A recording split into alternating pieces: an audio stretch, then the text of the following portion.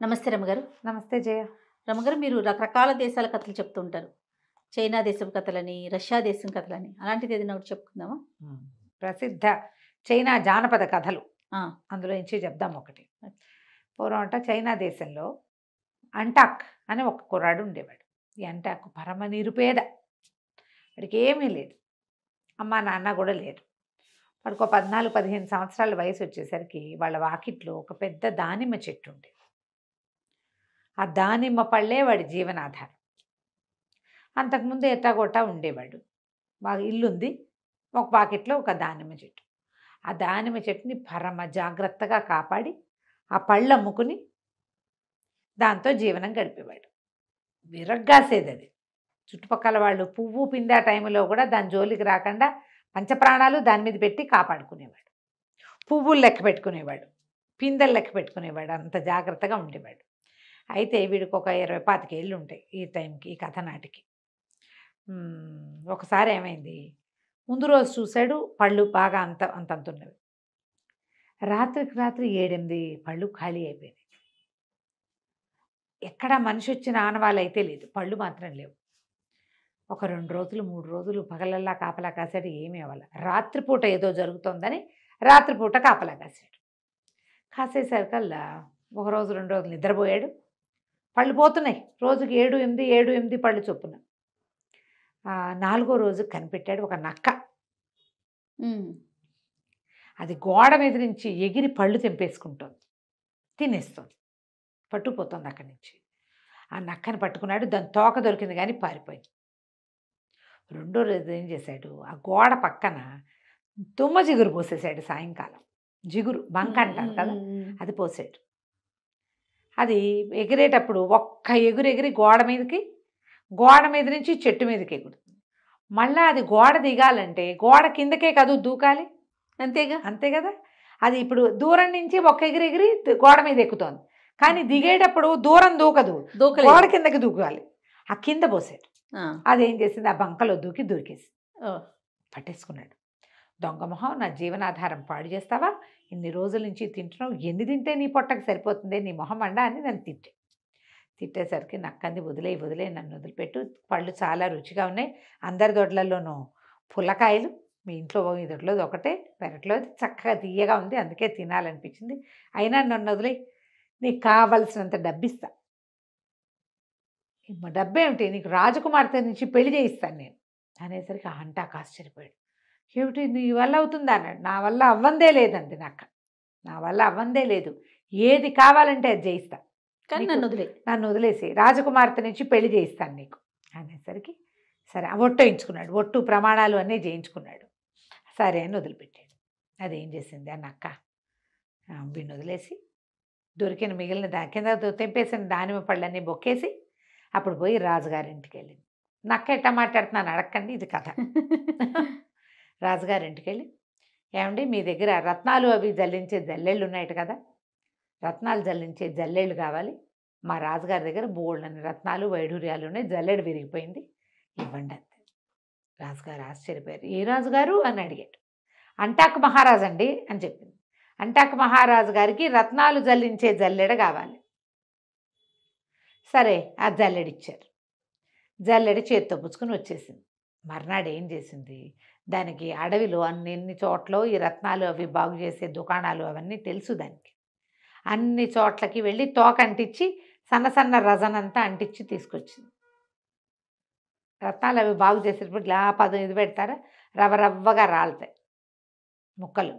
అక్కడ దీన్ని కుచ్చు తోక పెడితే ఏమవుతుంది, తోకకు ఒక స్టాటిక్ కరెంట్ ఉంటుంది, ఇట్లా చిన్న నెరుసులు అంటుకుంటాయి. అవన్నీ పట్టుకొచ్చి ఈ జల్లెట్లో గాళ్ళు ఉంటాయి కదా, అక్కడ చోట చిట్టి ముక్కల్ని ఇరికించింది. వజ్రాలు వైఢూర్యాలు పచ్చలు కెంపులు నీలాలు బోళ్ళలు రంగులు అన్నీ ఇరికించింది. అంటే అన్ని రంగుల రాళ్ళు అందులో జల్లించారనమాట. 3వ రోజున పట్టుకెళ్ళి జల్లెడిచ్చేసింది. ఆ రాజుగారికి బోళ్ళంత మంది కూతుళ్ళు ఉన్నారు. ఇదేదో అంటాక్కనే ఒక మహారాజు ఉన్నాడని, ఆయనకి జల్లెడ కావాలని ఒక నక్కొచ్చిందని తెలుసు వాళ్ళకి. రాజుగారు కూతుళ్ళు ఉండగానే ఈయన అది జల్లెడ పుచ్చుకొని తీసుకుపోయేసరికి ఈ నక్క అక్కడ పట్టుకెళ్ళి అది ఆ జల్లెడ ఇచ్చేసరికల్లా రాజుగారు ఏం చేశాడు, ఆ జల్లెడిని అటు ఇటు తిప్పి ఇట్లా నేలకేసుకొట్టాడు.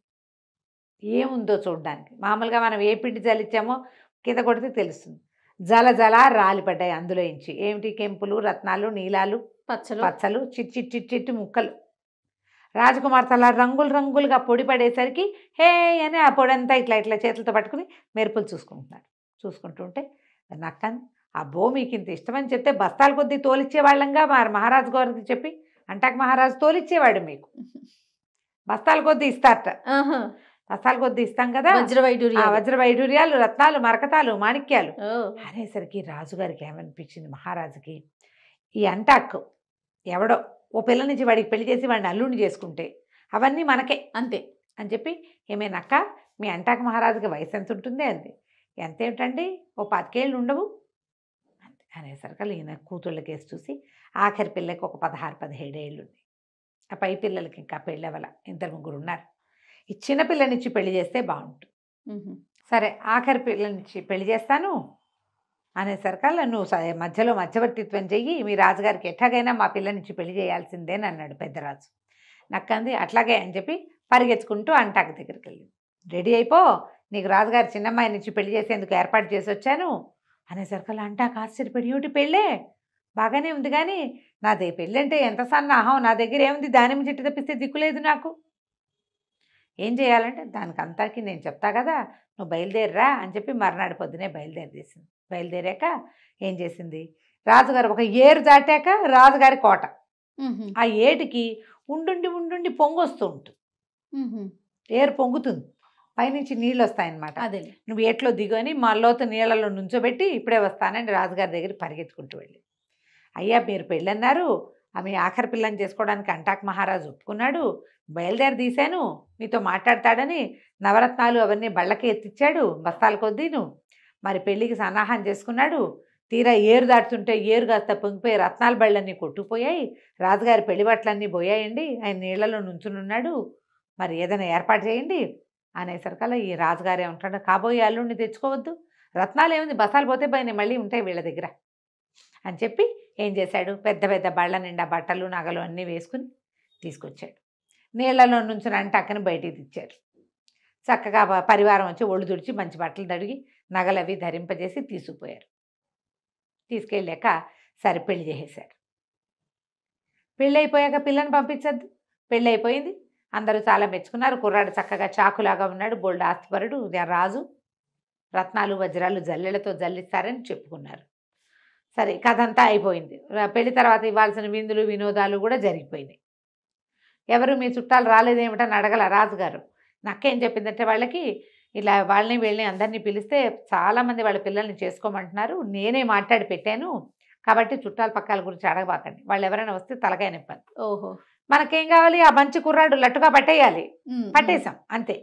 అక్కడి నుంచి పెళ్ళి అయిపోయింది, ముచ్చట్లన్నీ తీరాక ఇప్పుడు నక్కని పిలిచాడు అంటాకు. ఇప్పుడు మా ఇంటికి తీసుకెళ్ళాలంటే మనకేముంది గతి ఎక్కడ అంటే, నువ్వేం కంగారు పడకు, నిన్ను బ్రహ్మాండమైన కోటలో స్థిరపరిచే పూచి నాది, దానిమ్మ చెట్టు మాత్రం నాకు వదిలేయాలి నువ్వు. ఓహో సరేనన్నాడు. అక్కడి నుంచి రాజుగారికి ఏం చెప్పింది, బయలుదేరి తీస్తే రాజుగారు మా రాజుగారు మీ పిల్లని తీసుకుని ఇంటికి వెళ్ళిపోతాడని. రాజుగారు చక్కగా ఒక పెద్ద సైన్యాన్ని 100 మందిని ఇచ్చాడు, ఓ 25 మంది పని వాళ్ళని ఇచ్చాడు అమ్మాయికి సహాయం చేయడానికి. అక్కడి నుంచి 2-4 మేనాలు, బట్టిండా, నగలు, బట్టలు, పిల్ల చిన్నప్పటి నుంచి వాడుకునేవి, అమ్మాయి జవహరి అంతా ఉంటుంది కదా, బాల తొడుగు అవన్నీ సర్దిచ్చారు. వీళ్ళు పెద్దగా ఒంటెల మీద బయలుదేరారు. గుర్రాల మీద, ఒంటెల మీద, గాడిదల మీద సామాన్లు వేసుకుని మళ్ళీ పిల్లకి సంవత్సరానికి సరిపడా సరుకులు ఇస్తారట అక్కడ. అవన్నీ చూసుకే శాస్త్రానికి అక్కడ బోళ్ళు లేవు, వీళ్ళు ఇవ్వాలి కాబట్టి ఇచ్చారు. మేము చిన్నపిల్లకి ఏమి ఇచ్చారు అంటే చెప్పుకోవాలి. అదే ఇవన్నీ బయలుదేరాక ఇవి అంటున్నారా నక్క పరిగెత్తుకుంటూ ముందుకెళ్ళిపోయింది. బాగా వెళ్తే ఒక వర్తకుల బిడారు వెళ్తుంది, ఒంటెల బిడారు. బిడారులో వాడిని కనపడి బందిపోటు దొంగలు వస్తున్నారు, జాగ్రత్తగా ఉండండి అని చెప్పేసరికల్లా వర్తకుడు వెనక్కి తిరిగి చూస్తే ఈ అంటాక్ రాజుగారితో ఎంతమంది బయలుదేరారు, 100-200 మంది బయలుదేరారా, గుర్రాలు, లొట్టిపెట్లు ఇన్ని రకాలు ఉన్నాయా, వాళ్ళందరూ వస్తుంటే దుమ్ము రేగదు. ఆ దుమ్ము చూసేసరికి వీడికి భయం వేసింది, అమ్మో బందిపోట్లే, ఏం చేయాలంటే ఒక ఉపాయం ఉంది. వాళ్ళు వచ్చేటప్పుడు వాళ్ళలో ఎవరైనా ముందొచ్చి ఈ బిడారు ఎవరిది అని అడుగుతారు, నువ్వు అంటాక్ మహారాజు గారిదని చెప్పు, ఒంటెల బిడారు అంటాక్ మహారాజు గారిది, ఆ మాట చెప్తే నిన్ను వదిలేస్తారు అంటాక్ మహారాజు అంటే బందిపోట్లకి గుండె టెర్రర్ ఓహో. అని చెప్పింది. సరే, ఇంకా ముందుకు పరిగెత్తింది. ఒక గొర్రెల బిడారు కనపడింది. ఒక 1000 గొర్రెల్ని కొంతమంది తోలుకుపోతున్నారు. వాళ్ళని కూడా బెదిరించింది. వెనక్కి తిరిగి చూడండి, బందిపోటు దొంగలు వచ్చేస్తున్నారు చెప్పేసరికల్లా హడిలిపోయారు. అయ్యో బాబాయ్, బందిపోట్లు వస్తే ఇంకేముంది, మమ్మల్ని చంపేశారంటే 1000 గొర్రెలు తోలుకుపోతారు. ఇప్పుడు ఏం చేయాలన్నారు. ఏమి చేయక్కర్లా, ఈ బిడారు వచ్చి మిమ్మల్ని అడుగుతుంది, ఎవరు ఏమిటి అని వాళ్ళు అడుగుతారు. అంటాక్ మహారాజు గారివి గొర్రెలు అని చెప్పాలి మీరు. ఒంటెలు. గొర్రెలు, ఇది గొర్రెల బిడారు, మొదటిది ఒంటెలు, ఇది గొర్రెల బిడారు అని చెప్పండి. వాళ్ళు మిమ్మల్ని వదిలేసి వాళ్ళ దారిని వాళ్ళు పోతారు. అక్కడి నుంచి వెళ్తూ ఉంటే ఒక పల్లెటూరు, దాని నిండా ఆవులు మేకలు. వాళ్ళని బెదిరించింది. ఇక అందరినీ ఇదే పని. వాళ్ళకి చెప్పింది, మీరు వీళ్ళు వస్తున్నారు, బందిపోట్లు వస్తున్నారు, ప్రాణాలు రక్షించుకోండి అంటే ఉనికిపోయారు జనం. అయ్యో అయ్యో, ఆవులన్నీ చూలు మీద ఉన్నాయి, మేకలన్నీ చూలు మీద ఉన్నాయి, అందరూ పసిపిల్లలు, మేము ఉన్నది 30 మందివే, 30 కుటుంబాలు, ఎటా కాపాడుకోవాలి, గొడ్లు వదిలేస్తే ఇంకా మాకేమీ లేదు, మాకు ఇదే ఉందంటే మీరేం భయపడద్దు, వచ్చిన వాళ్ళకి ఇది అంటాక్ మహారాజుదని చెప్పండి. ఈ గ్రామం అంటాక్ మహారాజుకు సంబంధించింది. మీరల్లా ఏం చేయాలి, ఈ గొడ్లను రేపొద్దున మిమ్మల్ని రక్షించినందుకు అంటాక్ మహారాజుకి పాలు పెరుగు నెయ్యి ఇద్దరు కానీ, అంతే, అంతకంటే ఏం లేదు. సరేనని అన్నారు వాళ్ళు కూడా. అక్కడి నుంచి ముందుకెళ్తే ఇవన్నీ దాటి వెళ్ళాక ఒక పురాతనమైన కోట ఒకటి ఉంది. ఆ పురాతన కోటలో ఒక రాక్షసుడు ఉన్నాడు. అన్ని సమస్తమైన సదుపాయాలు ఉంటాయి. వాడు తన కోటకి దగ్గరలోకి సంచరించే మనుషుల్ని విరుచుకు తింటాడు, జంతువులు తింటాడు. మనుషుల దోలు సాధారణంగా రాళ్ళు. ఆ కోట దగ్గరికి ఎవరైనా వెళ్తే దొరికేస్తారు. ఈ నక్క పోయి వాడి దగ్గరికి వెళ్ళిపోయి ఏం చెప్పింది, పెద్దరాజు గారు 4 మంత్రవాదులను పిలిచాడు. వాళ్ళు బందిపోటు దొంగలతో కలిసి వస్తున్నారు, మధ్యదారంతా ఖాళీ చేసుకొచ్చేస్తారు, నీ దగ్గరికి వస్తారు, నిన్ను భూసైనం చేయించడానికే వస్తున్నారు వాళ్ళు అనేసరికి రాక్షసుడు తెల్లబడమ్మో, మంత్రవాదులే, చచ్చే భయం నాకు. మనుషులను అయితే విరుచుకు తినేస్తా, ఎంతమంది వచ్చినా పర్వాలేదు, మంత్రవాదులంటే నాకు చాలా భయం. ఇప్పుడు ఏం చెయ్యాలి అన్నాడు. నేను నీకు సలహా చెప్తా, గాడిపోయి ఉంది కదా, పొయ్యిలో పడుకోను, కట్టెలు పరిచేస్తా, నువ్వు కనపడవు, వాళ్ళు వచ్చి చూస్తారు, ఇక్కడ నువ్వు లేవని వెళ్ళిపోతారు. నువ్వు కనపడితే నిన్ను భూసైనం చేయిస్తారు, భూస్థాపితం చేస్తారు. నువ్వు కనిపించకపోతే ఇంకేం చేస్తారు, ఏమీ చేయరు, నీ కోట సేఫ్గా ఉంటుంది. వాళ్ళు వచ్చి కోటలో పట్టుకుపోయేది ఉండదు. మంత్రవాదులకి ఇవన్నీ ఎందుకు, వాళ్ళు గాల్లో నుంచే పుట్టించుకుంటారు అన్నీ కూడా. బందిపోట్లు వాకిట్లో నుంచుంటారు, వాళ్ళకి సహాయం వచ్చేవాళ్ళు.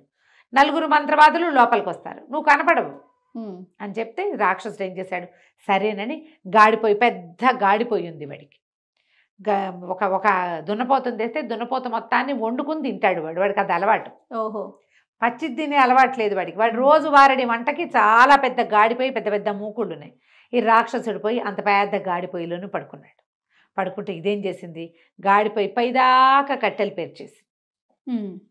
పేర్చేసింది. వాడు లోపల పడుకున్నాడు. ఇదేం చేసింది, చల్లగా గాడిపోయి అంటించేసి దాని కింద పడుకున్నవాడు ఎట్లా లేచి వస్తాడు, అదే కదా, మొత్తం అంటుకుపోయి వాడు కాస్త అయిపోయాడు అర్పణం. కోట ఖాళీగా ఉంది. ఈ వచ్చే దారిలో అంటాక్ మహారాజుకి ఒంటెల బిడారు వాళ్ళు, అంటాక్ మహారాజు గారివి ఇవి అని చెప్పారు కదా, వాళ్ళు ఏం చేశారు, ఓ 4 ఒంటెలు ఇచ్చి అంటాక్ మహారాజు గారికి ఇవ్వండి అని పంపించారు. అంటాక్ మహారాజు ఎవరో వాళ్ళకి తెలియదు. ఈ బిడారుతో పోయి ఒక మన బందిపోట్ల బిడారు అని చెప్పారు కదా, దాని వెనకాల పడి 4 ఒంటెలు వచ్చినాయి. గొర్రెలు వాళ్ళు ఓ 100 గొర్రెలు పంపించారు. ఆ ఊరి వాళ్ళు 4 ఆవులు, 4 మేకలు, 4 చిన్న దూడలు, అక్కడి నుంచి పోయిందా పాలు దుత్త, పెరుగు దుత్త, నెయ్యి దుత్త పంపించారు. ఒక సామ్రాజ్యమే వచ్చేసింది.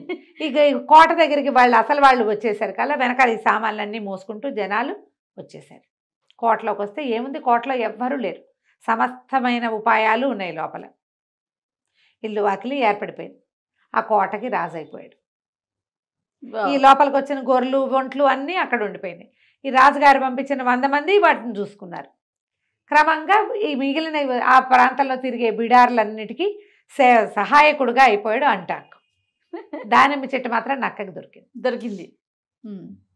తర్వాత ఆ నక్క ఎప్పుడు వీళ్ళతోటే ఉండేదట. అయితే ఇప్పుడు ఇన్ని రకాలు ఇప్పించావు, నేను నీకేం సహాయం చేయను, నువ్వు నాకేం చేస్తావు అని అడిగిందిట నక్క. నిన్ను రాజుని చేశా, రాజుగారి కూతురిచ్చి పెళ్లి చేశా, నీకు ఒంటెలు బిడారు, గొర్రెలు బిడారు, పల్లెటూళ్ళ నుంచి సామాన్లు అందే ఏర్పాటు చేశాను. వాళ్ళందరికీ నువ్వు రాజైపోయి వాళ్ళని నువ్వే రక్షించావని వాళ్ళు నమ్ముతున్నారు. ఇన్ని చేశాను, నాకు నువ్వేం చేస్తావు అని అడిగింది నక్క. అడిగితే నెత్తి మీద పెట్టుకోను అన్నట్టు. ఆ నక్క కొంతకాలానికి చనిపోతే ఆ నక్క తోలుతోటి కిరీటం చేయించుకున్నట్ట అంటాక్. అక్కడ ఆ ప్రాంతంలో ఇప్పటికీ కూడా ఎవరినైనా గౌరవించాలి అంటే నక్క చర్మంతో చేసినటువంటి పైభాగంతో చేసినటువంటి కిరీటం పెడతారు. మనం కొన్ని సినిమాల్లో చూస్తే ఏదో తోలుతో చేసింది పెట్టుకున్నట్టు కనపడుతుంది, అది నక్క తోలు. ఒక వంశానికి నక్క అట్లా సహాయం చేసింది. ఆ నక్క తోలుతో చేసినటువంటి దాన్ని తన నెత్తి మీద తొడుగు శిరస్త్రాణంగా ధరించేవాళ్ళు. తమాషాగా అనిపించిన దీని వెనకాల చరిత్ర ఉంది. కథ కంచికి మనం ఇంటికి. చాలా బాగుంది రమ్మగారు. నమస్తే. నమస్తే. నమస్తే రమ్మగారు. నమస్తే జయ. రమ్మగారు, మీరు పీసీ సర్కారు మెజిషియన్ స్టోరీస్ చెప్తా ఉన్నారు కదా, ఒక చెప్పుకుందాం. భలే ఉంటాయి. కథ అంతా ఉంటుంది. ఒక చిన్న మ్యాజిక్ ట్రిక్ అనమాట. సుందర్బనాలు అని ఒక రాజ్యం ఉండేదట. ఆ రాజుగారికి ఒక కుమారుడు ఉండేవాడు, శీలకుమారుడు అతని పేరు. రాజుగారు మంచి కంట్రోల్లో ఉంచేవాడు అబ్బాయిని. అయితే వివాహానికి ముందు తీర్థయాత్రలు అవి అంటే ఊళ్ళు తిరగటము ఒక పద్ధతిగా ఉండేది అక్కడ. పిల్లలు చదువు అయిపోయాక రాకుమారిని బయటికి పంపించేవారు. ఈ శీల్ కుమారుడు కూడా అట్లాగే తను చుట్టూ అన్ని రాజ్యాలు చూసి ప్రపంచాన్ని తెలుసుకోవటం. తర్వాత వివాహం చేసేవాళ్ళు. ఆ తర్వాత ఏం చేసేవాళ్ళు, రాజ్యాధికారం. ముందు యువరాజు పట్టాభిషేకం చేసి రాజ్యాధికారం మెల్లిగా రావాలంటే ఈ లోపల అంతఃపురాల్లో ఉండటము, తర్వాత గురువు దగ్గర ఉండటము, ప్రపంచాన్ని చూసేది అవకాశం లేదు కదా. అవును కదా. అందుకని ఒక పర్యటన అలా తిరుగుతూ ఉండటం. అందుకని చెప్పి శీలకుమారిని పంపించారు. ఇతను ఈ సుందరబనాల నుంచి బయటికి వెళ్ళి తమకి కొంత దూరంలో ఉన్న ఒక కోసల రాజ్యానికి వెళ్ళాడు. రాజ్యం భలే అందమైందట. కోసల దేశానికి ఒక పెద్ద నగరం, అదేదో చెప్తారు దాని పేరు, జైపూర్ లాంటిది ఏదో, జైపురం. ఆ నగరమే దాని రాజధాని. జైపురం చాలా బాగుంటుందని అందరూ చెప్పగా విని ఈ శీలకుమారుడు ఆ జైపురానికి వెళ్ళాడు. వెళ్తే సరే చాలా బాగుంది. ఆ వెళ్తూ ఉంటే ఒక పెద్ద తోటలు కనపడ్డాయి అతనికి. బయట నుంచి చూస్తేనే చాలా ఆకర్షణీయంగా ఉంది. అందులోకి వెళ్ళబోయాడు. లోపలికి వెళ్ళబోతే తోటమాలి వాళ్ళు అడ్డుకున్నారు. వాకిట్లో ఉన్న వాళ్ళు, సెక్యూరిటీ వాళ్ళు ఉంటారు కదా, ఇది అందరూ వెళ్ళేది కాదండి, మీరు ఎక్కడో బయట ఊళ్ళ నుంచి వచ్చినట్టు, ఈ ఊరు వాళ్ళు ఎవరు ఇందులోకి వెళ్ళరు, ఇది రాజకుమార్తె శాలిని యొక్క సొంత ఉద్యానవనం, ఆమె తిరుగుతుంది, ఇది ఇప్పుడు మీకు ఇక్కడ కనపడుతుంది కానీ కోటకి అంతఃపురానికి అనుసంధానంగా ఉన్నది ఇది. అంతఃపురం నుంచి రాణి యువరాణి బయటికి రోడ్ల మీదకి రాకుండా ఒక మార్గం గుండా ఇందులోకి వచ్చేస్తుంది. ఓకే. ఇప్పుడు అంతఃపురానికి అనుసంధానంగా ఉన్నట్టు అనమాట ఇది. ఇందులోకి బయట వాళ్ళు వెళ్ళకూడదు, మగవాళ్ళు స్ట్రిక్ట్లీ నో అండి, కుదరదని పంపారు. కానీ ఇతనికి ఆ లోపల నుంచి వస్తున్న పువ్వుల గాలి, పళ్ళ వాసనలు, ఆ బయట ఉన్న క్యానోపీ లాగా కనపడుతుంది అనమాట, అదంతా ఇట్లా దీనిలాగా కనిపిస్తుంది, చాలా ఆకర్షణీయంగా ఉంది, చల్లగా ఉంది. అక్కడ నుంచుంటే వెళ్ళాలనిపించింది. ఏం చేశాడు, సరే రెండో పక్క అక్కడి నుంచి వదిలి సరేనని వచ్చేసాడు. కాదు కూడదు అంటే వాళ్ళకే తెలిసిపోతుంది వీడు వేరే మార్గం ట్రెస్ పాసింగ్ చేస్తాడని, అవునులే, సరిహద్దులు దాటేస్తాడని అనుమానం వస్తుంది. అక్కడ సరేనని వచ్చేసాడు. ఇంకో రోడ్డు వైపుకి వెళ్ళాడు. వెళ్ళేసరికల్లా అక్కడ కూడా ఇదే తోట కనపడుతుంది అతనికి. అది ఇక్కడి నుంచి అక్కడ దాకా ఉంది. ఓహో. సరే ఎవరు లేరని చూసి ఇతను ఏం చేశాడు, గుర్రాన్ని కొంచెం అవతలగా కట్టేసి మాటుగా కాస్త చాటుగా కట్టేసి చల్లగా ఆ గోడ దూకి లోపలికి వెళ్ళాడు. వెళ్తే ఎంత బాగుందో, మన ఊళ్ళలో లేవు ఇలాంటివి అనిపించింది. వాళ్ళ ఊళ్ళో ఏంటి, రాజకుమార్తెలు లేరు, వాళ్ళకి అబ్బాయిలు ఉన్నారు, అబ్బాయే ఉన్నది. అబ్బాయి కోసం అతను వేటకు అడవికి వెళ్తాడు. అతనికి తోట అవి ఎందుకు, ఏవో మామూలుగా తోటలు పెంచారు. ఈ ప్రత్యేకంగా రాజకుమార్తె కోసం అక్కడక్కడ లతానీ కుంజాలు, చక్కా పొదరిళ్ళు, దేనికి దానికి బెడ్స్గా వేసిన గులాబీలు, మల్లెలు, ఇలా రకరకాల చెట్లు, ఇన్ని పువ్వులు ఉండేసరికల్లా ఎన్నో తుమ్మెదలు, తర్వాత సీతాకోక చిలకలు, పిచుకలు ఎన్ని ఉన్నాయో. సంతోషం పట్టలేకపోయాడు అతను.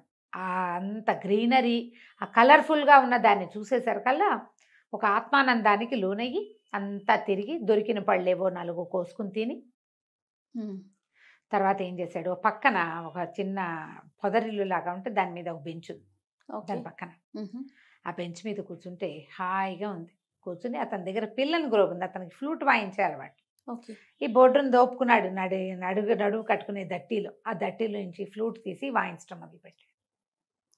కాసేపు అయ్యేసరికల్లా ఏమైంది, ఫ్లూట్ వాయిస్తూ హాయిగా సంతోషంగా ఉన్నాడు. చల్లగా మధురమైన వాసనలు వచ్చే ఆ గాలి పీలుస్తూ అట్లా మైమరిచిపోయి ఉన్నాడు. ఎక్కడి నుంచి వచ్చిందో ఒక నాగుపాము అతన్ని కాటేసింది. అయ్యో. కెవ్వమన్నాడు, గిలగిలా తన్నుకున్నాడు, పడిపోయాడు కింద. మొహం నీలంగా అయిపోయింది. ఎప్పుడైతే ఇతను ఫ్లూట్ మొదలు పెట్టాడో దీనికి తోటకి అంతఃపురం నుంచి యువతలకు వచ్చాక ఇక్కడ కూడా ఒక చిన్న సౌధం లాంటిది ఉంది. రాకుమార్తె ఒక 2 చెలికత్తెలతోటి అక్కడ వచ్చి ఉంది. ఫ్లూట్ వినిపించేసరికల్లా ఆ అమ్మాయి ఎవరా అని, ఎవరు వచ్చారు తోటలోకి, ఫ్లూట్ ఎట్లా వినపడుతుంది, ఎవరు ఏమిటని ఒక దీని దగ్గర గవాక్షం దగ్గర ఒక కిటికీ దగ్గరకు వచ్చి నిలబడి చూస్తోంది. దగ్గరలోనే ఉంది దానికి. ఆ అబ్బాయి గమనించుకోవాలి.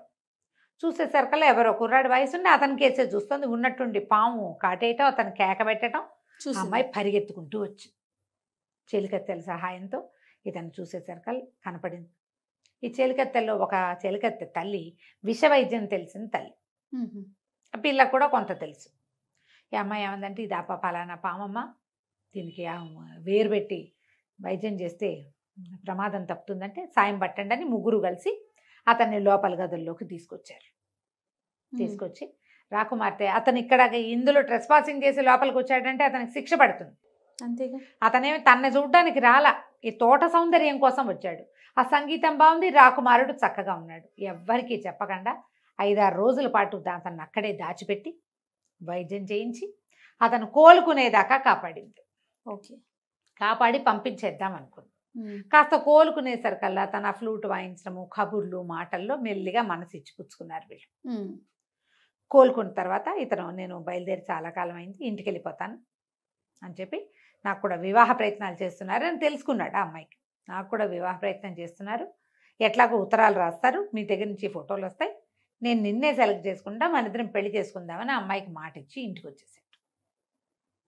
ఇంటికి వచ్చి కొద్ది రోజులు గడిచినాక ఇతను ఈ శాలిని చేసుకుంటా అని చెప్పి గనక చెప్పాడో నాన్న తిరగబడిపోతాడు.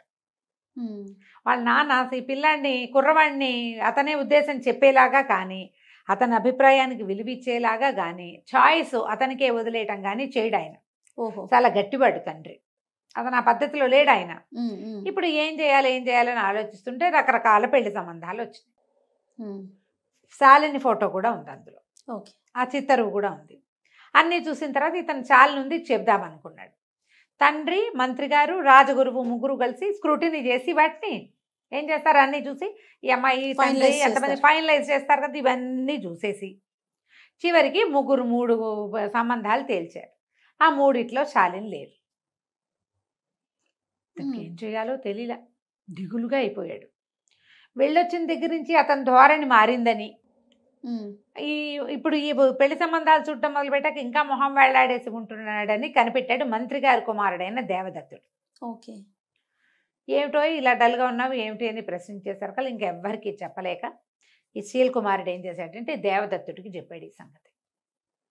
నేనేం చేయను, నేనేమో అమ్మాయికి మాటిచ్చి వచ్చాను, తను నచ్చింది నాకు, నా ప్రాణం కాపాడింది, అమ్మాయి చాలా బాగుంది, రాజ్యము వాళ్ళ ఏర్పాట్లు మరీ బాగున్నాయి, మా నాన్నగారేమో తేల్చిన సంబంధాల్లో శాలిని లేదు. అక్కడికి రాజగురువు మంత్రి గారు అబ్బాయిని అడగండి అంటే ఏం పర్వాలేదు, నేనే సెలెక్ట్ చేస్తే మా అబ్బాయి అది చేసుకుంటాడని మొదలుపెట్టాడు ఆయన. అబ్బాయి నేను చేసుకోనని అనలేడు, అందరి ముందు పరుగు పోతుంది తండ్రిది. ఏం చేయాలో తెలియట్లేదు అంటే దేవదత్తుడు అన్నాడు, దానికే ఉంది, మనకి ఓ మంత్రవాది ఒక ఆయన ఉన్నాడు, అంటే ఇంద్రజాలికుడు, అదే మంత్రవాది అని అనకూడదు, ఇంద్రజాలం చేస్తాడు, ఆయన పేరు ఏదో భయంకర్ లాంటిది పేరు, ఆయనతోటి మాట్లాడదాము, ఏదైనా సలహా చెప్తాడని అక్కడికి వెళ్ళి రాకుమారుడు ఇట్లా ఒక అమ్మాయిని ప్రేమించాడు, రాజకుమార్తెనే, కానీ తండ్రి గారు సెలెక్ట్ చేసిన సంబంధాల్లో ఆ సంబంధం లేదు, ఏం చెయ్యాలి అంటే అతను అన్నాడు, సరే నేను చెప్తాను లేవు ఉపాయం, చూద్దామన్నాడు. చూద్దామన్న తర్వాత సరే మంత్రి గారు వీళ్ళంతా సంబంధాలు తీస్తున్నారుగా, ఈ 3 సంబంధాలు ఈ అబ్బాయికి చూపించారు. ఆ అబ్బాయి నేను తేల్చుకోలేకపోతున్నానని చెప్పాడు. తేల్చుకోలేకపోతున్నాను అనేసరికల్లా సరే ఈ 3 తేల్చుకోకపోతే అవన్నీ చూడని మొత్తం పటాలన్నీ పెట్టారు. మాట్లాడపోతే అప్పుడు ఇంద్రజాలికుడు కూడా వచ్చాడు, వాళ్ళు 4 మాట్లాడుకునే చోటు. అట్లా కాదు, ఇప్పుడు రాజకుమారుడికి కంటికి నచ్చడం కాదు, మనసుకి నచ్చాలి, అంతేగా. హృదయ ఫలకం మీద ఎవరి పేరుందో ఆ పిల్లని చేస్తే అతను సంతోషంగా ఉంటాడు, మన రాజ్యానికి అద్భుతమైన వారసులు కలుగుతారు, సంతోషం వల్ల రాజ్యం బాగుంటుంది అనేసరికల్లా మంత్రి గారు పక్కపక్కనే హృదయ ఫలకాన్ని ఎవరు చూస్తారండి అన్నాడు. ఎందుకు హృదయ ఫలకాన్ని చూసేందుకు అవకాశం ఉందండి, మన దగ్గర బ్రహ్మాండమైన విద్య ఒకటి ఉంది, మీరు ఓ పని చేయండి, ఈ వచ్చిన రాజకుమార్తెల పేర్లన్నీ లిస్ట్ అవుట్ చేసి ఒక కాగితం మీద రాయండి, రాజకుమారుడు మనసుకి ఏ సంబంధం నచ్చిందో ఆ అమ్మాయి పేరుని ఆయన హృదయ ఫలకం మీద వచ్చేలాగా నేను చేస్తా బాగుందిగా అని చెప్పాడు మన ఈయన ఐంద్రజాలికుడు. కొంచెం బాగా ఆలోచించారు. ఈయన చెప్తున్నాడు కదా, ఆయన కొంచెం గట్టిగా పేరెన్నిక కన్నవాడు, ఏదైనా తమాషా మ్యాజిక్లు బాగా చేయగలిగేవాడు, ఒక్కోసారి పెద్ద పెద్ద విషయాల్లో కూడా ఆయన సలహా పాటించారు వీళ్ళు. అందుకని ఈ లోపల మంత్రికుమారుడు దేవదత్తుడు అన్నాడు, ఇది చేసి తీరాలి ఇట్లాగే, అప్పుడే కదా ఇతనికి ఎవరు నచ్చారో మనకు తెలుస్తుంది అని అతను బలపరిచేశారు. కల్లా కుమారుడి మాట విన్న మంత్రి గారు కూడా మరి పిల్లలు కోరుకుంటారు, అది రాజకుమారుడి మాట కూడా ఇదే అయి ఉంటుంది అని ఆలోచించి సరే ఒప్పుకున్నాక ఇతను ఐంద్రజాలికుడు అన్నాడు, ఈ ట్రిక్ ఇది నేను ఈ మంత్రం అందరి ముందు చేస్తా, మనం సభలో చేసి చూద్దాం కావాలంటే, రాజుగారు తిరిగిపోకుండా అనమాట. ఓకే, ఆ సంబంధం మనం వద్దనుకున్నామని ఆయన అంటాడేమోనని సభలో చేద్దామన్నారు. సరే రేపొద్దున ఆ పరీక్ష హృదయ ఫలకాన్ని సందర్శనం, మర్నాడు పొద్దున రాజకుమారుడు వచ్చి కూర్చున్నాడు. ఓకే, సభలో లిస్ట్ అవుట్ చేశారు, ఒక 15 సంబంధాలు రాశారు, పేర్లు అందరు యువరాణుల పేర్లు రాశారు. రాశాక ఏం చేశాడు ఈయన, బోల్డని మంత్రాలు చదివి రాజకుమారుడి చుట్టూతా ఇట్లా చేసి దృష్టి తీసినట్టు దాన్ని అంటించేశాడు. ఓకే, ఆ కాగితాన్ని అంటించేశాడు. కాగితం అంటించి దాన్ని ఒక పళ్ళెంలో వేసాడు. వేస్తే కాగితం అంటుకుపోయి మొత్తం కాలి బూడిదొచ్చింది. అంతేగా మసి కాలిపోతుంది. కాగితం అంటుకుంటే ఎలా వస్తుంది, నల్లటి వస్తుంది కదా. సరే ఇతను ఏం చేశాడు, రాజకుమారా మీ చొక్కా విప్పండి అని చెప్పి అతను షర్ట్ విప్పించారు. చొక్కా విప్పిన తర్వాత ఈ మసి తీసి రాజకుమారుడి గుండెల మీద ఇట్లా ఇట్లా ఇట్లా ఇట్లా రుద్దాడు. రుద్దంగానే ఒక పేరు ప్రత్యక్షమైంది అక్కడ, శాలిని అనుంది. అని ఆశ్చర్యపోయారు ప్రజలంతా. ఎట్లా వచ్చింది అంటే ఈయన మనసులో అంత గాఢంగా అమ్మాయి నచ్చింది, అది హృదయ ఫలకం మీద కనపడింది కదా, ఇంకేముంది శాలినితోటే పెళ్ళి అన్నారు. అక్కడి నుంచి కోసల రాజ్యానికి కబురు చేశారు, మీ అమ్మాయిని మా అబ్బాయికి చేసుకుంటామన్నారు. వివాహం అయిపోయింది, వీళ్ళంతా అక్కడికి తరలి వెళ్ళారు. తోటలోనే పెళ్ళి అడిగాడు రాజకుమారుడు, ఆ తోటలో బ్రహ్మాండంగా విందు చేశారు, అన్నీ హాయిగా అయిపోయింది. శాలినికి అక్కడ తోటలో విహరించడం అలవాటు కాబట్టి ఇక్కడ కూడా అలాంటి తోట నిర్మించడానికి అక్కడి నుంచే శిల్పులు తోటమాళ్ళు అందరినీ తీసుకెళ్తానని చెప్పాడు. బాగుంది. ఇంటికి వచ్చారు, సుందరవనానికి తిరిగి వచ్చేసారు. వచ్చిన తర్వాత ఆ రోజు రాత్రి పునఃసమాగమం అని గదిలోకి పంపించారు. ఈయన ఏం చేశాడంటే ఒక చక్కటి సబ్బు గిఫ్ట్ చేశాడు రాకుమార్తెకి. రాజకుమారుడు శీలకుమారుడు శాలినికి ఇచ్చాడు. ఇచ్చేసరికి శాలిని ఏమిటి ఇంతకంటే గొప్ప బహుమతి దొరకలేదంటే, ఎందుకు ఈ బహుమతి దీనివల్లే నువ్వు నాకు దక్కేవు, లేకపోతే నువ్వు దక్కేదానివి కాదు, నేను మా నాన్నగారి మాట కాదనలేక చేసుకునేవాడిని అని చెప్పాడు. ఏం చేశారట, సబ్బు నానబెట్టి సబ్బుతోటి అతని గుండెల మీద శాలిని అని రాశారు. ఆల్రెడీ అది ఆరిపోయింది. ఆరిపోయి ఉండిపోయింది ఒంటి మీద. కడిగితే కదా పోయేది సబ్బు. ఈ మసి పూసేసరికల్లా అంటుకున్న సబ్బు మీద మసి అంటుకుని శాలిని అని కనపడింది. హృదయ ఫలకం దాని మీద రాసినట్టు కనిపించింది. ట్రిక్ చూడు, మ్యాజిక్ ట్రిక్, సూపర్. మనం ఏదైనా ఒక అక్షరాలు ప్రత్యక్షం లాగా చేయాలంటే ఇప్పుడు మన వాళ్ళు ఏం చేస్తున్నారు, రాసేసుకుంటారు పేరు దాని మీద, ఈ మన సెలోఫెన్ టేప్ తీసి ఇస్తే సరిపోతుంది. ఇప్పుడు కొత్త ట్రిక్కులు వచ్చాయి కదా, పాతకాలపు ట్రిక్. దీంతో ఈ రాజకుమారుడు రాజకుమార్తెని పెళ్లి చేసుకున్నాడు. కథ కంచికి మనం ఇంటికి. బాగుందండి. నమస్తే రమగారు. నమస్తే రమగారు. నమస్తే జయ. రమగారు, ఇది నా కష్టార్జితం, చాలా కష్టపడి సంపాదించాను, నా కష్టార్జితం ఎటు పోదు అని కొంతమంది, ఇంత కష్టపడి సంపాదించానే నా కష్టార్జితమే పోయింది అని చాలా బాధపడేవారు కొంతమంది కదా. అసలు కష్టార్జితం అంటే శ్రమపడి సాధించింది, దాని విలువ చాలా గొప్పది. అమ్మో, అది ఇప్పుడు మనకి ఎక్కడి నుంచైనా వచ్చిన డబ్బు పోయిందనుకో ఏదో ఏడిపేడ్చి ఊరుకుంటాం. అదే మనం కష్టపడి చెమటోడ్చి సంపాదిస్తాను చూడు, మన రక్తం చెమటగా మార్చి సంపాదించింది, అది పోతే ఎవరికైనా ఇవ్వడానికి పైసా అయినా కూడా వదిలిపెట్టలేకపోతాం. మంచి మంచి కథలు ఉన్నాయి జయ దాని మీద, కష్టార్జితాల మీద. భలే చక్కటి కథ ఉంది. చందమామ కథ ఒకటి చెప్దాం. పూర్వం ఒక గ్రామంలో ఓ బ్రాహ్మణ ఆయన ఒక ఆయన ఉండేవాడు. ఆయన ఏదో న్యాయవారం చేసుకుని జీవించేవాడు. ఎక్కడికైనా వెళ్ళాడు. భార్య ఆయన ఇద్దరే, ఎవరు లేరు. పిల్లలు పెళ్ళిళ్ళు అయిపోయింటే వాళ్ళిద్దరే ఉండేవాళ్ళు. ఎవరింటికైనా వెళ్ళి మంత్రం ఏదో చెప్పేవాడు. ఏదో వాళ్ళు పావలా వరద ఇస్తే అప్పుడేముంది కాసులు, రాగి డబ్బులు, బియ్యము పప్పు ఉప్పు ఇస్తే అది వండుకుని తినేవాళ్ళు. అంతే, అలాగే బతికేవాళ్ళు. అయితే వాళ్ళకి ఒక పూరి గుడిసి ఒక చిన్న ఇల్లు ఉండేది. ఆ ఇంట్లో ఉండేవాళ్ళు. తలదాచుకునేందుకు గూడు ఉంది, రోజుకు ఒక ముద్ద అన్నం, అంతకంటే ఏముంది. ఆయన అలాగే వెళ్ళేవాడు, వచ్చేవాడు. ఎక్కడైనా అవసరమైతే ఏదో చిన్న పని చేసుకొచ్చేవాడు, వాళ్ళకి సహాయం చేసేవాడు. వాళ్ళు ఇచ్చిన దాంతో గడిపేవాడు. అయితే భార్య అనేది ఎన్నాళ్ళు ఇట్లా పెద్దవుతామా, రోగమో రొష్టో రాదు, వానో వంగుడో వస్తుందా? వానాకాలం వస్తే నువ్వు ఎక్కడికి వెళ్ళలేవు, ఏమీ తేలేవు. వానాకాలం ఏం తినాలి? రోగమో రొష్టో వస్తే మనకి తిండి ఎవడు పెడతాడు? అదే కదా. ఇప్పుడు నువ్వు బయటకు వెళ్ళలేవు, అప్పుడు ఎట్లా మన గతి గడిచేది? బతుకున్నంతకాలం జీవయాత్ర కొనసాగాల్సిందే కదా. దానికి ఏర్పాటు చేసుకోవాలి. మనం ఏం చేయాలి? చీమల్లాగా కొంచెం రేపటికి ఒక 10 రూపాయలు పక్కన పెట్టుకోగలగాలి అని రోజు శతపోరేది. ఆయన ఏమనేవాడు, ఏదో శ్రమతో బతుకుతున్నామమ్మా, నడిచి తెచ్చుకుంటున్నాను అంతేను, అంతకంటే వద్దు అనేవాడు. ఇక అవగా కొన్ని రోజులు ఇట్లా గడిచేసరికల్లా ఆవిడ రోజు పోరేది. మొదట్లో అప్పుడప్పుడు అనేది, తర్వాత రోజు పోరుతుంటే ఏమంది, మన దేశపు రాజుగారు, ఆ ఊరు రాజుగారు చాలా ధర్మాత్ముట, దానాలు అవి చేస్తాట, మరి ఆయన దగ్గరికి వెళ్ళి ఏమైనా తేకూడదు అనేసరికల్లా సరే వెళ్ళాడు. ఓ రోజు మళ్ళీగా లోపలికి దొరికింది అవకాశం. అయ్యా, మీ కష్టానికి ఫలితం దొరికితే, మీ శ్రమకి ఫలితంగా ఏదైనా ఉంటే అది నాకు ఇవ్వండి అని అడిగాడు. రాజుగారు ఆలోచించాడు. శ్రమ, ఏం శ్రమ పడుతున్నాను నేను అని ఆలోచించుకున్నాడు. ఆయన ఏం శ్రమ పడ్డు, పొద్దున్నే లేస్తాడు, మంది మాగదులు వచ్చి స్తోత్రాలు చేస్తారు, వాళ్ళ స్తోత్రపారాయణం అయిన తర్వాత స్నానానికి లేవదీస్తారు, వాళ్ళు ఒకళ్ళు దొంగతారు, స్నానం ఒకళ్ళు చేయిస్తారు, బట్టలు ఒకళ్ళు ఇక దొడుగుతారు, లేదా వాళ్ళు ఇస్తే ఈయన తొడుక్కుంటాడు. తర్వాత ఆయన నడుచుకుంటూ వెళ్తాడు ఆస్థానంలోకి. మంత్రులు వస్తారు, కథలు చెప్తారు, కాకరకాయలు చెప్తారు, మాట్లాడతారు, ఇగో ఇక్కడ శిస్తులు అంటారు, అవంటారు ఇవంటారు. భోజనం వేళవుతుంది, మధ్యాహ్నం భోజనం చేస్తాడు, వింజామర్లు ఎవరో వేస్తారు, ఈయన పడుకుంటాడు. సాయంకాలం లేస్తాడు, వ్యాహాళ్ళకి వెళ్తాడు, రాణిగారి దగ్గరికి వెళ్తాడు, ఎవరైనా వస్తే వాళ్ళతో మాట్లాడతాడు. మొత్తం మీద ఆలోచిస్తే నేనేం శ్రమ పడుతున్నాను అనుకున్నాడు రాజు. నా శ్రమ ఫలితం ఇది అని ఇవ్వడానికి ఏమి ఇవ్వాలో తెలియలే ఆయనకి. అయ్యా 2 రోజులు ఆగిరండి, ఇస్తానన్నాడు. ఈయన ఏమడిగాడు? అడిగింది నీ శ్రమ ఫలితం ఏదైనా ఉంటే అది ఇవ్వమన్నాడు. శ్రమపడి సంపాదించింది ఇవ్వాలి అంతే. రాజుగారు ఏం బాగా ఆలోచించాడు. వాడు నిజమే, నేను ఏమీ శ్రమ పట్టల్లా, నా సంపాదన ఏది? ఈ రాజ్యం మా నాన్న ఇచ్చాడు, ఈ సంపద అంతా ప్రజలు ఇచ్చేది నాకు. శిస్తులు వసూలు అవుతాయి, పన్నులు కడతారు కదా, మనం మళ్ళీ దాన్ని ప్రజల మీద ఖర్చు పెడుతూ ఉంటాం, బొక్కసం కొంచెం నిండుతుంది. పెద్దగా యుద్ధాలు చేసింది ఏమీ లేదు, చిన్న రాజ్యం.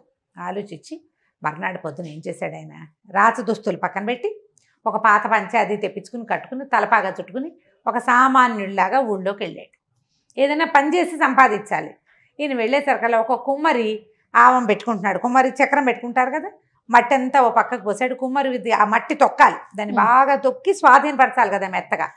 అక్కడి నుంచి అక్కడికి వెళ్ళి ఉంచున్నాడు. ఆయన ఎవరండి అని అడిగాడు. బాబు ఏదైనా పని ఇస్తారా అన్నాడు.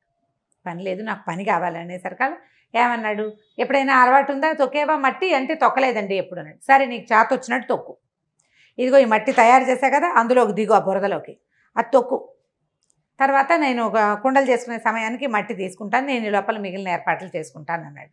ఈ రాజుగారు పోయి ఆ బురదలో దిగాడు. పంచె కట్టుకున్నాడు, బురదలో దిగితే ఏనాడైనా పని చేస్తేనా అది ఎట్లా ఇట్లా ఇట్లా ఇట్లా ఇట్లా తొక్కుతూ ఉండాలి.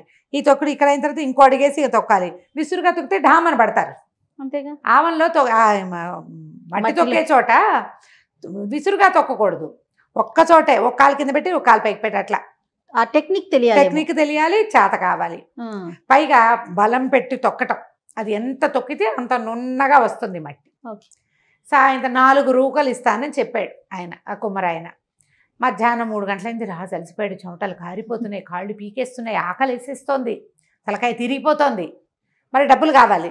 సరే 3, 4 అయ్యేసరికల్ ఆయన అన్నాడు, ఆ తొక్కించాలే రానాయన బయటికి అని. ఏనాడైనా పని చేసిన మొహమైనా నీది, ఏం పని చేసావు, ఇలా చేతకాని పనులకు దిక్కకూడదు, ఒప్పుకున్నాను కాబట్టి 4 రూపాయలు ఇస్తున్నాను, ఇదిగో ఏదో తింటావని అని చేతిలో పెట్టాడు. రాజుగారు హట్టాకట్టాగా పుష్టిగానే ఉన్నాడు.